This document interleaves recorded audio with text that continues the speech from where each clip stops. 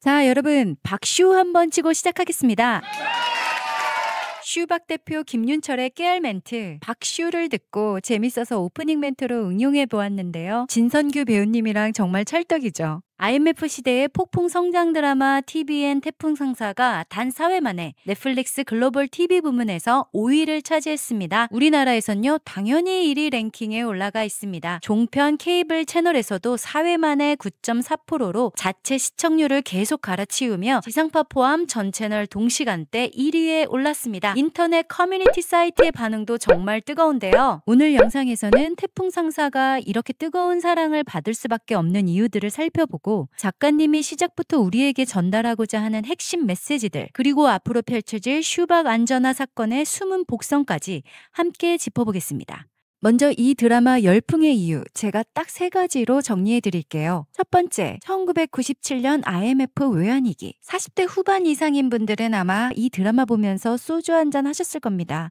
아, 맞아. 그때 진짜 그랬지 하면서요. 저는 그 당시에 IMF를 직격탄으로 맞았던 대학생이었거든요. 아, 눈물 납니다, 진짜. 그 당시 꼬마였던 한 시청자분은 성동일 배우님 직원들 월급 못 줄 때 진짜인지 연기인지 울 뻔했다. 나도 IMF 때 7살이었는데 집에서 아버지 얼굴이 딱 저랬다며 공감의 댓글을 남겨주셨습니다. 그리고 지금의 청년분들은요, 엄마 아빠가 얘기하시던 그 IMF가 이거였구나 하면서 부모님 세대의 생존기를 실시간으로 목격하고 계신 거예요. 삐삐, 공중전화, CRT 모니터, 텔렉스, 옷을 입고 있는 누리끼리한 유선 전화기들, 이런 소품들이 단순한 장식품이 아니라 그 시절의 무기였다는 걸 보여주죠. 디테일이 살아있으니 몰입이 안 될 수가 없습니다. 그래서 오랜만에 가족들이 함께 볼 수 있는 드라마가 등장했다는 댓글들이 정말 많았죠. 두 번째, 압구정 금수저 강태풍을 연기한 믿고 보는 배우 이준호 배우님과 생계형 천재 오미선을 연기한 김미나 배우님의 찰떡 연기.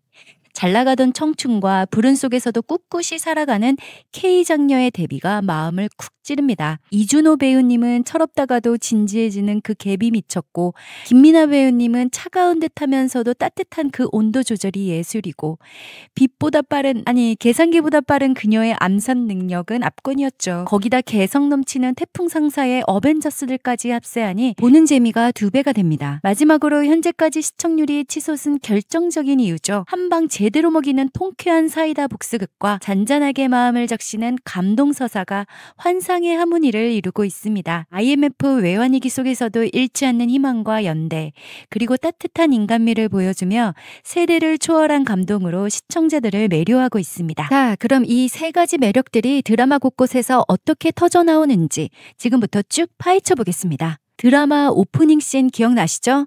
잘나가던 무역회사 태풍 상사가 TV 방송을 타며 소개되는 그 장면, 그리고 그때 백그라운드로 흘러나오던 바로 그 노래. 많이 힘들고 외로웠지, 그건 연습일 뿐이야. 넘어지진 않을 거야, 나는 문제없어.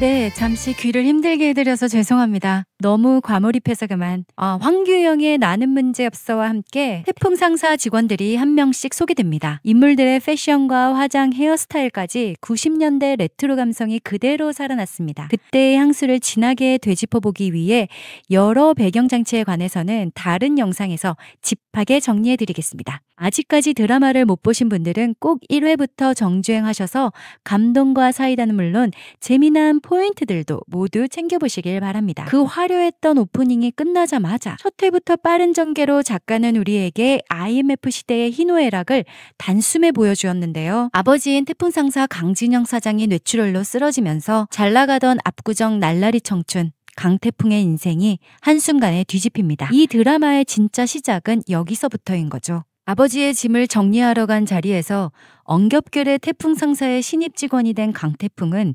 대방섬유와의 거래라는 첫 미션을 수행하러 갑니다. 상사맨으로서의 첫 데뷔전이었죠. 하지만 뭔가 이상했습니다. 히터가 꺼진 사무실, 비어있는 서류철, 뽑혀있는 전화선, 자신의 집에서 빚쟁이를 피하던 상황과 똑같았죠. 태풍은 직감적으로 부도의 냄새를 맡았습니다. 결국 미수라는 단어조차 서툴렀던 강태풍은 차가운 아스팔트 위에서 그냥 누워버립니다. 아버지의 회사를 지키려는 그의 본능적인 반응이었죠.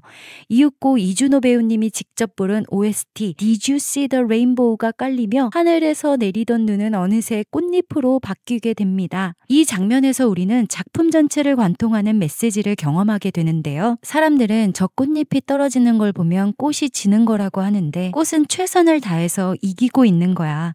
열매를 맺기 위해서. 강태풍의 어린 시절 아버지가 해준 이 메시지는 결국 어린 태풍의 세계관에 영향을 주게 되었고 극중 설정에서도 강태풍은 한국대 원예학과를 졸업한 뒤 자신의 화원에서 국산 장미 품종 개량 프로젝트를 진행할 정도로 꽃을 애정하는 인물로 그려집니다. 드라마 중후반에서 반드시 장미 프로젝트가 성공하여 태풍 상사의 비즈니스 입지를 더욱 견고하게 만드는 밑거름이 될 거라 예측해보며 다시 아스팔트 장면으로 돌아가겠습니다. 아스팔트 장면은 외환위기를 살아냈던 무수한 청년들과 기업가들이 겪었던 고뇌와 투쟁을 간접적으로 표현해 주었다는 평가를 받았으며 아이러니하게도 강태풍은 떨어지는 눈을 보며 이쁘다 아빠라고 말하며 눈물을 흘리게 되죠. 그 시절 어려움을 겪었을 많은 분들을 생각하며 가슴이 먹먹해지는 순간이었습니다. 위기의 태풍 상사를 신입사원 강태풍이 기지를 발휘해 구해냈지만 더 큰 위협이 기다리고 있었습니다. 바로 표상선의 대표 표박호입니다. 도대체 왜 표사장은 태풍 상사를 그토록 집요하게 노리는 걸까요? 표사장이 병원에 찾아가 강 사장에게 집요하게 어딨어 어딨냐고 라고 묻는 장면은 분명한 복선입니다. 표상선에게 불리한 어떤 재산이나 권리를 강 사장이 가지고 있다는 단서입니다. 이 숨겨진 유산은 앞으로 강태풍이 표 사장의 강력한 공격을 막아내거나 정찰안을 비롯한 새로운 협력자들을 끌어들일 결정적인 카드가 될 것이라고 생각합니다. 바로 위기의 순간 반전을 일으킬 히든 카드인 셈이죠. 지금의 약자처럼 보이는 태풍 상사와 강태풍이지만 이 숨겨진 비밀이 게임 체인저가 될 가능성이 매우 높습니다. 창고도 없고 돈도 없는 상황에 이른 태풍 상사에게 원단을 보관할 장소를 제공해 주었지만 이건 역시 표 사장의 악마적인 계획이었습니다. 절실한 사람에게 거짓 희망이라는 손을 내민 IMF 시대의 늑대. 그런데 창고를 찾아 헤맬 때 많은 분들이 이런 생각 하셨을 것 같습니다. 강태풍의 화원. 저는 거기가 딱이라고 생각했는데 말이죠. 결국에 강태풍은 생일날 표 사장에게 원단을 빼앗기게 되고 태풍 상사의 어벤져스들마저도 생계가 급한 나머지 뿔뿔이 흩어져 버립니다. 절망에 빠진 강태풍은 자신의 꿈의 공간이었던 화원을 찾아가는데 폐허가 된 하원 속 시들어가는 장미들 사이에서도 맺혀있는 열매를 보며 다시 일어설 힘을 얻게 됩니다. 그리고 강태풍은 표 사장을 찾아가 이태리 원단 회사와의 계약서를 건넵니다. 정직하게 비즈니스 윤리를 지키려는 강태풍과 악의적으로 함정을 파서 원단을 빼앗은 표 사장의 권모술수가 극명하게 대비되는 장면이었습니다. 그리고 강태풍은 오미선을 찾아가 서울의 달 아래에서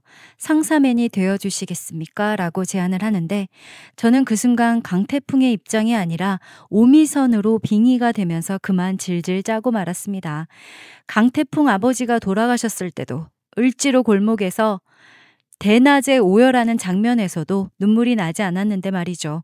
망해가는 회사였지만 오미선의 꿈이 이뤄지는 순간이었으니까요.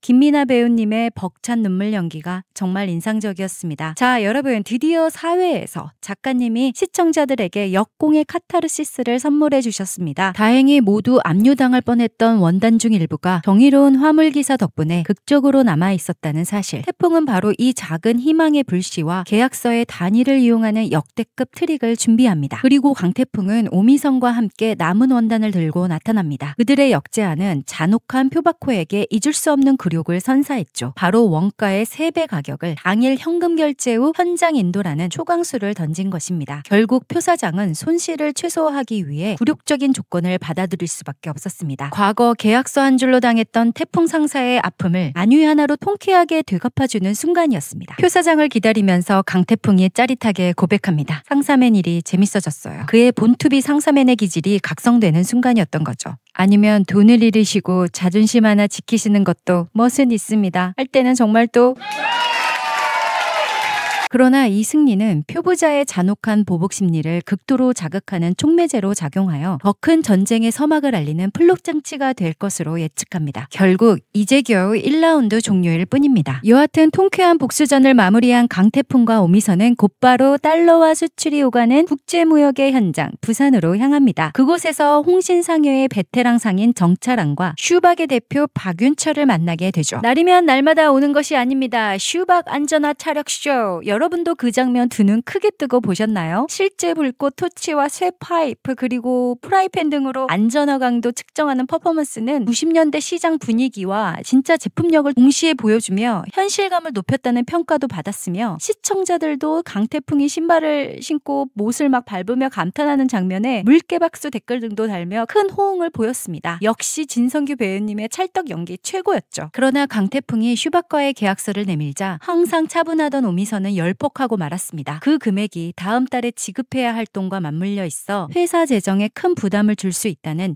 현실적인 걱정 때문이었죠. 정찰안의 중재와 강태풍의 진심 어린 사과로 일단락이 되었지만 정찰안이 슈박 안전화의 터무니없는 가격이 이상하다는 짧은 복선과 5화 예고편을 보면 앞으로 전개될 내용들이 심상치 않아 보입니다. 이후 바닷가에서 강태풍이 오미선에게 그녀가 마치 자신이 가장 좋아하는 꽃 코스모스 같다고 말하는 장면이 나옵니다. 이 대사는 오미선이 강태풍에게 인간적인 신뢰이자 정신적인 버팀목이 되었음을 상징적으로 보여줍니다. 이 일을 계기로 강태풍은 더욱 책임감 있는 사장으로 다듬어지고 둘 사이엔 신뢰가 쌓이며 더욱 든든한 동료애로 발전하게 된 것 같습니다. 하지만 평화는 또 오래가지 않는군요. 슈박 공장을 둘러싼 새로운 위기가 다가오고 있습니다. 박윤철이 슈박 공장 운영비를 유지하기 위해 사채업자에게 빚을 지고 있었고 표박호의 아들 표윤준이 이 사실을 알아내고 투자자로 접근해 빚을 갚아주는 척하며 공장 지분과 장비를 담보로 잡았을 가능성이 높습니다. 표윤준의 2차 공격을 막아내야 하는데 그 시점에서 정찰하는 태풍에게 어떤 존재가 되어줄지가 관전 포인트가 될 것 같습니다. 손에는 1도 안 불 것 같은 장사꾼 정찰안이지만 이미 태풍의 신뢰감과 미선의 능력을 눈여겨보고 있기 때문에 향후 중요한 조력자가 될 것으로 예측이 되며 그녀가 가진 인맥과 능력을 동원해 돌파구를 찾아줄 가능성이 높아 보입니다. 다음 화에서는 강태풍과 오미선은 실전 속에서 진짜 상사맨으로 거듭나며 또 한 번의 성장을 맞이하게 될 것입니다. 그리고 집을 잃은 강태풍 어머니의 달동네 합류 스토리와 바닥에서 다시 일어난 태풍 상사가 언제쯤 다시 태풍 어벤져스들을 집결시킬 수 있을지 기다려집니다. 지금까지 시청해주셔서 감사드리며 댓글로 많은 이야기 들려주시면 함께 웃고 이야기 나눌 수 있을 것 같습니다. 여러분의 구독과 좋아요는 영상을 만드는 데에 큰 힘이 됩니다. 복 받으실 거예요. 여러분 다음에 또 보러 와요.